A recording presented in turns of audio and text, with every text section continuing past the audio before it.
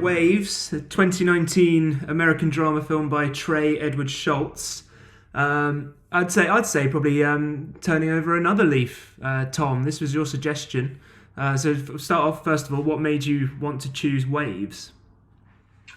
I'd seen it on someone's to watch list and Googled it, and it seemed to have flown under the radar. It was a 2019 film. There wasn't a lot of hype around it, but looking online, there was a lot of. It seemed to fall in quite the indie category, I guess.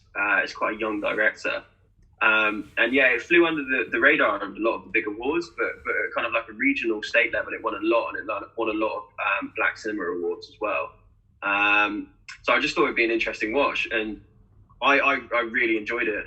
I thought it felt very current without feeling forced, so it felt very of the time. Like, I'm not sure it will age well because it references so much of modern social media, modern music, but I felt watching it sort of close to its release that I could resonate quite a lot with it, and obviously being kind of similar age, not too far away from the people in it, I felt like I really connected quite strongly with the characters and really felt a lot of what they were going through.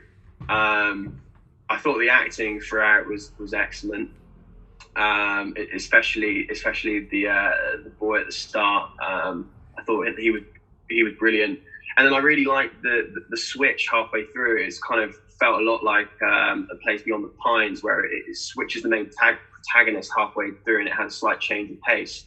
And I didn't see that coming, and I really enjoyed that, and it all kind of tied into the title of it being Waves. It's obviously the ripple effect out from this one effect, and how it impacts the wider family.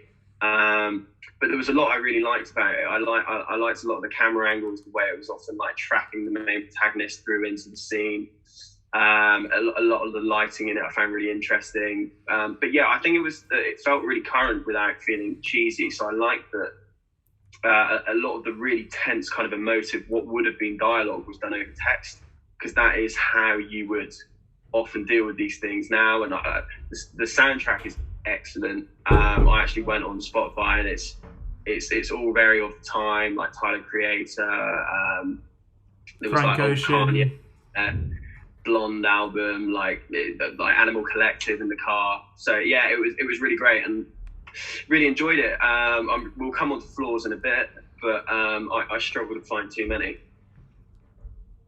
And that's this week's QTAS review of Waves.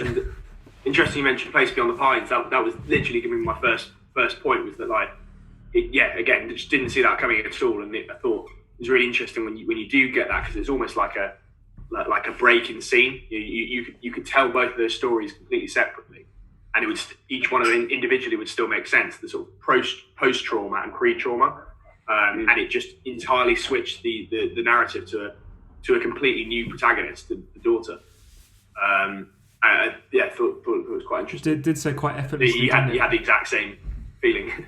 Yeah. It did so quite effortlessly. Like, I thought at the time, I thought, well, this is really ramping up the tension in every exchange, like, quite quickly, given that it's a 2 hour 15-minute runtime.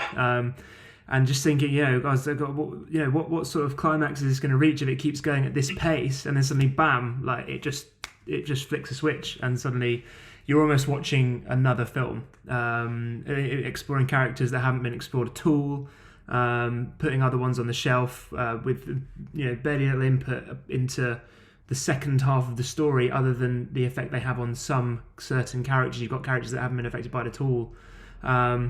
It's heavy. It's very heavy, but I kind of loved it because of that. Like, I was kind of, at the time, I was really in the mood for something that was a bit more like that. It's like you say, Tom. The soundtrack was the thing that stuck out the most. It was an incredible soundtrack. Like you say, Radiohead, A$AP Rocky, Chance the Rapper, Frank Ocean. That's the thing that's just stuck in my head the whole time since watching it. Anyway, it's just like, clearly thought has gone into the picking of all of those songs as well, which is quite nice as a soundtrack. That I think Trey Edward Shults is quite a young director as well. So whether he wants to have that sort of influence on it, and try and build that connection with the viewer that some directors just certainly can't, but you can build a connection with a certain generation or a certain age group that you're trying to appeal to. The cinematography I thought was great. It's quite experimental. It falls into one of those categories as well of sort of these new wave directors that like to focus a lot on the visuals and the colours. Really great colour palette. The light was spectacular. Yeah, colour palette and the light and all that was just brilliant. There's that when I can't remember what the main guy was called now, but when he's in the water with his girlfriend and all that, I thought that was an amazing scene. And then in the writing, it's built up really well and the tension, and then you flick that switch, and then you felt almost you were alongside the daughter throughout her whole journey in the second half. You were on her side and going on this journey with her, which I thought was really good, and that's probably down to the acting as well. Like you say, it was really good acting, very raw, very emotional, but I really, really enjoyed it. I thought it showed on, like you say, with the waves, it showed on the knock-on effect that one small incident can have on a whole family, and all those around them. And I think we'll go into more detail, but I really, really enjoyed it. Liam, what did you think? Yeah, I'm glad you didn't start with me this week, because I've only just finished it, and I'm still pretty lost for words. I'm glad you guys have kind of taken over for a bit. Pretty knocked out by it, pretty blitzed over. Very, close to tears, if not in tears, a couple of times throughout the film. At first, obviously, I was looking at it, trying to think about what I was enjoying so much about it, and trying to analyse and deconstruct. And then halfway through the film, I think it must have been, I just kind of just stopped and just kind of let the thing hit me, and it really fucking hit me. I think I'm going to need some time just to kind of like absorb some of the ideas that were being put across. But it just felt so real, so grounded, that after a time, I was kind of lost to see it as a film. I'm still kind of like very much in it, if you see what I mean.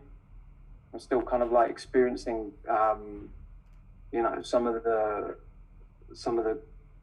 grieving scenes that were playing out towards the end, which really kind of knocked me out. The stuff with the dad,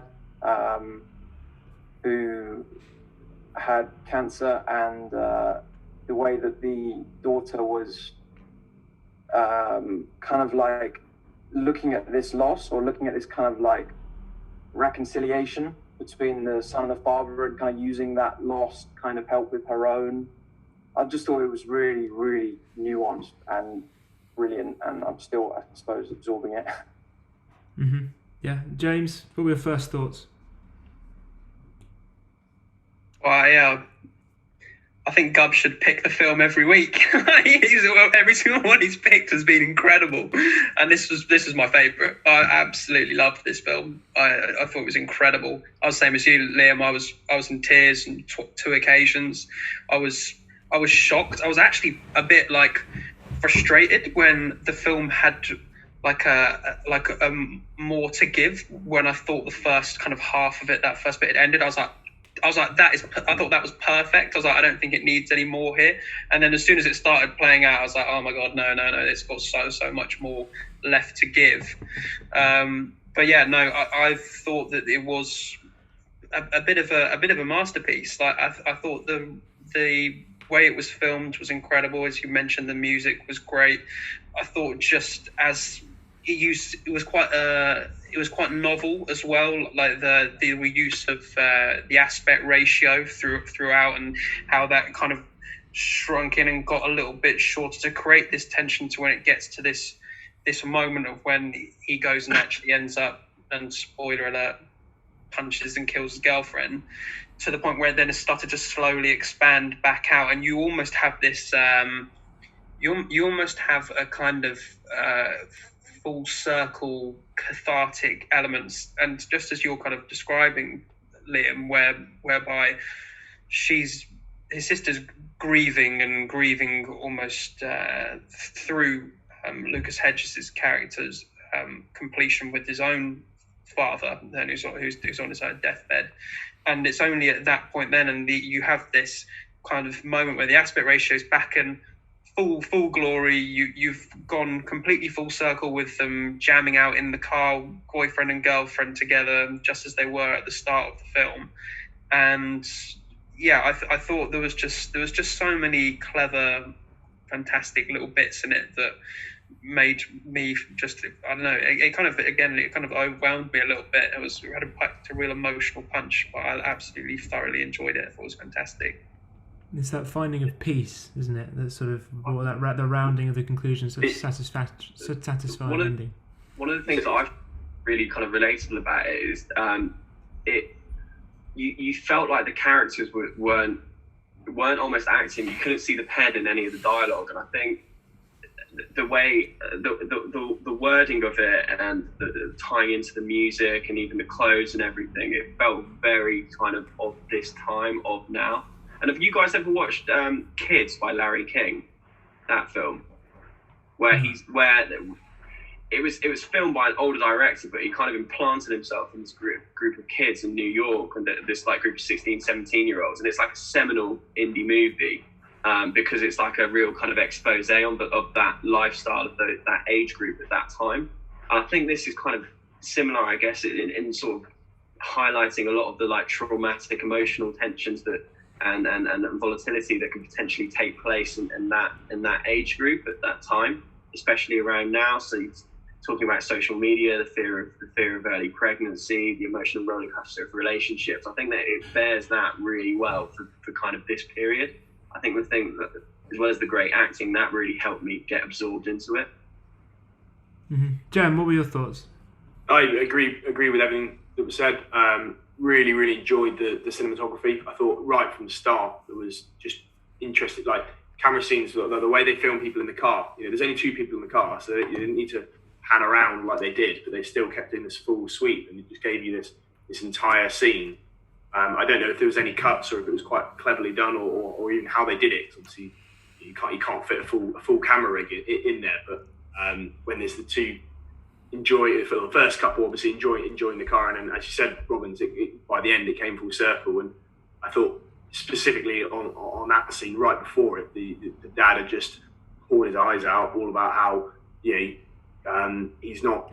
wasn't a bad person, he's just human, and then he talked about how she had so much more love to give, and how she was going to bring joy to the world, and then she goes and does exactly that. And I thought it was really nice how it worked out. As I said before, I enjoyed the way it was in almost two shorter stories, and it split it up quite nicely and it didn't have to dwell on.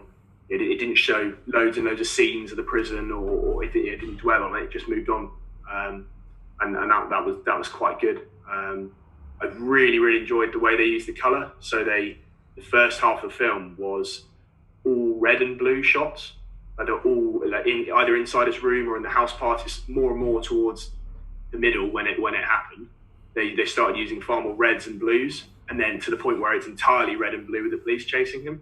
And I just thought it was really interesting. And then after that, they started using lots and lots of greens and blues with the sea and manatees and the underwater shots, and it all just sort of went to green and blue with the fishing scene, and then when they're in the car, it was just grass and water, and it's just really nice how they played with the colour. And they did that mainly by, in the first half, only having, I think it was only one or two scenes when they were lifting weights that weren't at night or sort of heavily coloured, and it just gave this really nice feeling of claustrophobia when it was necessary, when he was being hunted down by the police, but at the same time this freedom and release in the second half of the film. Yeah, I thought Sterling Brown, who plays the dad, I thought he was really good. That's the first film I've actually seen him play a sort of major role in. The only one I can remember him in is Black Panther, and he was literally just in it at the start.